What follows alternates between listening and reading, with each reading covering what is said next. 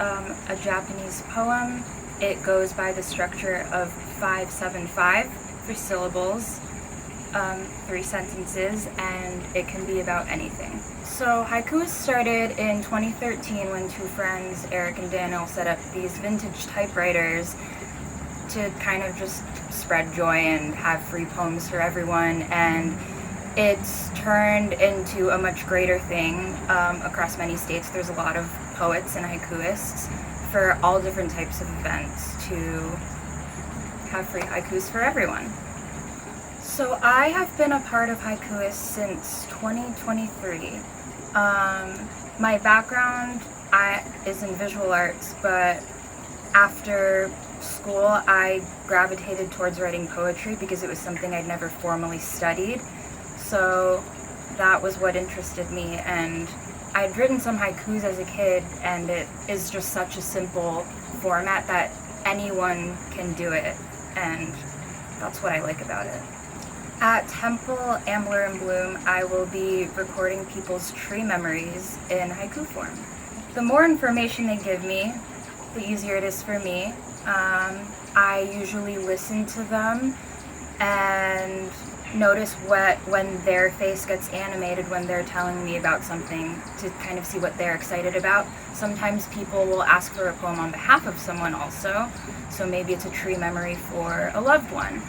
And I'll kind of take notes, and I kind of tap my fingers to syllables, but usually specific words will come to my head and I'll kind of build the poem around that. I think it can be difficult if, I feel like it can be difficult maybe if English isn't one's first language, because I know syllables can be very confusing. Sometimes I get even confused and I think something's 2 syllables and it's 3. But I don't know, even if there's an extra syllable in there, you still wrote a poem at the end, and I think that's very wonderful. So what's your tree memory?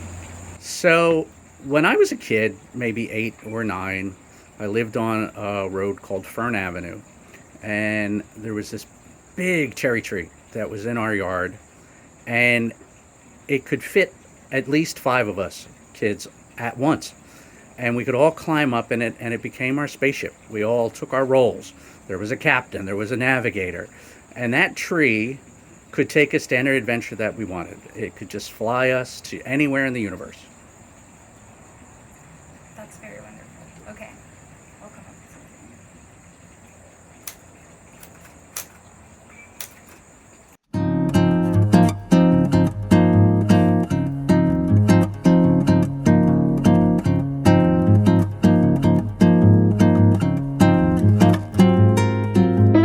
The Cherry Tree, for Jim Duffy.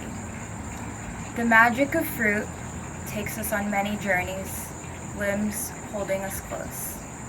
I see a lot of benefit in it. I personally love gardens and arboretums and just public art also, and I think it's wonderful that Ambler in Bloom is bringing haikuists and also other artists to help other people interact with nature and art together and realize how they're basically intertwined. I hope they take home some very fun haikus for their tree memories, and I don't know, that maybe they'll want haikuists at their next event.